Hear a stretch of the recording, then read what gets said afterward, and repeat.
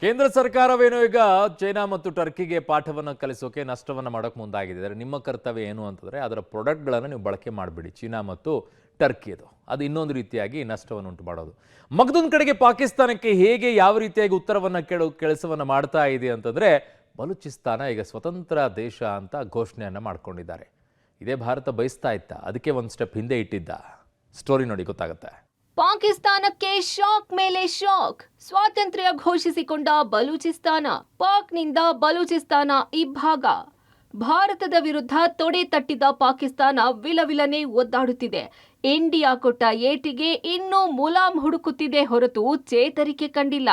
ಈ ಮಧ್ಯೆ ಪಾಕ್ಗೆ ಬಲೂಚಿಸ್ತಾನ ಕೂಡ ಬಿಗ್ ಶಾಕ್ ಕೊಟ್ಟಿದೆ. ಪಾಕಿಸ್ತಾನದಿಂದ ಬೇರ್ಪಡಿಸಿಕೊಳ್ಳಲು ಹೋರಾಡುತ್ತಿದ್ದ ಬಲೂಚಿಸ್ತಾನ ಈಗ ಸ್ವಾತಂತ್ರ್ಯ ಘೋಷಣೆ ಮಾಡಿಕೊಂಡಿದೆ. ನಾವು ಪಾಕಿಸ್ತಾನಿಯರಲ್ಲ, ಪಾಕ್ನಿಂದ ಪ್ರತ್ಯೇಕವಾಗಿದ್ದೇವೆ ಎಂದು ಬಲೂಚಿಸ್ತಾನದ ನಾಯಕರು ಘೋಷಣೆ ಮಾಡಿದ್ದಾರೆ. ಸ್ವಾತಂತ್ರ್ಯ ಘೋಷಣೆ ಬೆನ್ನಲ್ಲೇ ಬಲೂಚ್ ನಾಯಕ ಮಿರ್ಯಾರ್ ಬಲೂಚ್ ರಿಪಬ್ಲಿಕ್ ಆಫ್ ಬಲೂಚಿಸ್ತಾನ ಅಂತ ಪ್ರತ್ಯೇಕ ರಾಷ್ಟ್ರವಾಗಿ ಘೋಷಿಸಿಕೊಂಡಿದ್ದಾರೆ. ಸ್ವತಂತ್ರ ಬಲೂಚಿಸ್ತಾನವನ್ನು ಭಾರತ ಮತ್ತು ವಿಶ್ವಸಂಸ್ಥೆ ನಮ್ಮನ್ನು ಗುರುತಿಸಿ ಮಾನ್ಯತೆ ನೀಡಬೇಕು ಎಂದು ಮನವಿ ಮಾಡಿಕೊಂಡಿದ್ದಾರೆ. ಹೊಸ ನಕ್ಷೆ ಧ್ವಜ ಪ್ರದರ್ಶಿಸಿ ಸಂಭ್ರಮ. ದೆಹಲಿಯಲ್ಲಿ ಬಲೂಚ್ ಕಚೇರಿಗೆ ಮನವಿ. ಸರಿಸುಮಾರು 7.5 ಕೋಟಿ ಜನಸಂಖ್ಯೆ ಇರುವ ಬಲೂಚಿಸ್ತಾನ ಸ್ವಾತಂತ್ರ್ಯ ಘೋಷಿಸಿಕೊಂಡು ಹೊಸ ನಕ್ಷೆ ಧ್ವಜವನ್ನು ಪ್ರದರ್ಶಿಸಿರೋ ನಾಯಕರು ಸಂಭ್ರಮಿಸಿದ್ದಾರೆ. ಪಾಕಿಸ್ತಾನ ಹಾಗೂ ಸೇನೆ ವಿರುದ್ಧ ಬಲೂಚ್ ನಾಯಕರು ಹೋರಾಟ ಮುಂದುವರೆಸಿದ್ದು ಪಾಕ್ನಿಂದ ಇಬ್ಬಾಗವಾಗಿದೆ. ಪಾಕಿಸ್ತಾನದಿಂದ ಬಲೂಚಿಸ್ತಾನ ಇಬ್ಬಾಗ. ಸ್ವಾತಂತ್ರ್ಯ ಘೋಷಿಸಿಕೊಂಡ ಬಲೂಚಿಸ್ತಾನ ನಾಯಕರು. ಬಲೂಚಿಸ್ತಾನದ ಜನಸಂಖ್ಯೆ ಸರಿಸುಮಾರು 7.5 ಕೋಟಿ. ಬಲೂಚಿಸ್ತಾನಕ್ಕೆ ಮಾನ್ಯತೆ ನೀಡಲು ಭಾರತ ವಿಶ್ವಸಂಸ್ಥೆಗೆ ಮನವಿ. ಹೊಸ ನಕ್ಷೆ ಮತ್ತು ಧ್ವಜ ಕೂಡ ಪ್ರದರ್ಶಿಸಿದ ಬಲೂಚ್ ನಾಯಕರು. ಪಾಕ್ ಸೇನೆ ವಿರುದ್ಧ ಬಲೂಚ್ ನಾಯಕರ ಹೋರಾಟ.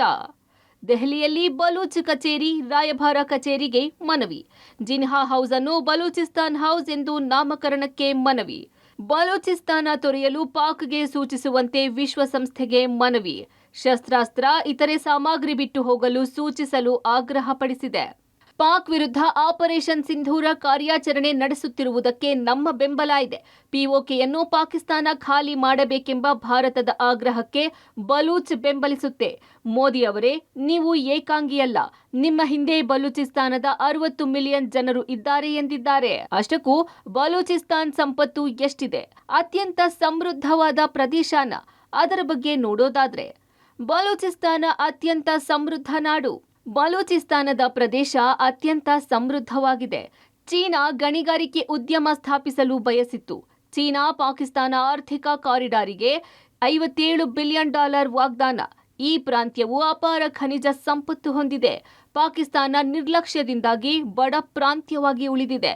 ನೈಸರ್ಗಿಕ ಅನಿಲ ಉದ್ಯಮವನ್ನು ಹೊಂದಿದೆ ಎನ್ನಲಾಗಿದೆ. ಇನ್ನು ಸ್ವಾತಂತ್ರ್ಯ ಘೋಷಣೆ ಮಾಡಿಕೊಂಡ ಬಲೂಚಿಸ್ತಾನದ ಇತಿಹಾಸ ಏನು? ಅಲ್ಲಿನ ಜನಸಂಖ್ಯೆ ಎಷ್ಟು? ಬಲೂಚ್ ಉಗಮವಾಗಿದ್ಯಾವಾಗ ಅನ್ನೋದರ ಡೀಟೇಲ್ಸ್ ನೋಡೋದಾದ್ರೆ, ಬಲೂಚಿಸ್ತಾನದ ಇತಿಹಾಸ 1839 ಬ್ರಿಟಿಷರ ಪ್ರಭಾವ ಆರಂಭ. 1948 ಬಲವಂತವಾಗಿ ಸೇರಿಸಿಕೊಂಡ ಪಾಕ್. 1973 77 ಪಾಕ್ ವಿರುದ್ಧ ಬಂಡಾಯ. 2000 ಬಲೂಚ್ ಲಿಬರೇಷನ್ ಆರ್ಮಿ ಉದಯ. 2025 ಬಲೂಚಿಸ್ತಾನ ಸ್ವಾತಂತ್ರ್ಯ ಘೋಷಣೆ ಮಾಡಿಕೊಂಡಿದ್ದಾರೆ. ಇನ್ನು ಬಲೂಚಿಸ್ತಾನದಲ್ಲಿ ಇದೇ ಮೊದಲ ಬಾರಿಗೆ ಹಿಂದೂ ಮಹಿಳೆ ಕಾಶಿಶ್ ಚೌಧರಿ ಅನ್ನೋರು ಸಹಾಯಕ ಕಮಿಷನರ್ ಆಗಿ ನೇಮಕವಾಗಿದ್ದಾರೆ. ಪಬ್ಲಿಕ್ ಸರ್ವಿಸ್ ಎಕ್ಸಾಮ್ ಬರೆದು ಈ ಹುದ್ದೆಗೇರಿದ್ದಾರೆ. ಒಟ್ಟಾರೆ ಭಾರತ ಮಾತ್ರವಲ್ಲದೆ ಬಲೂಚಿಸ್ತಾನ ಕೂಡ ಪಾಕ್ಗೆ ತಿರುಗೇಟು ನೀಡಿದೆ. ಪ್ರತ್ಯೇಕ ರಾಷ್ಟ್ರಕ್ಕೆ ವಿಶ್ವಸಂಸ್ಥೆ ಮಾನ್ಯತೆ ಕೊಡುತ್ತಾ ಎಂಬುದನ್ನು ಕಾದು ನೋಡಬೇಕಿದೆ. News desk, public TV.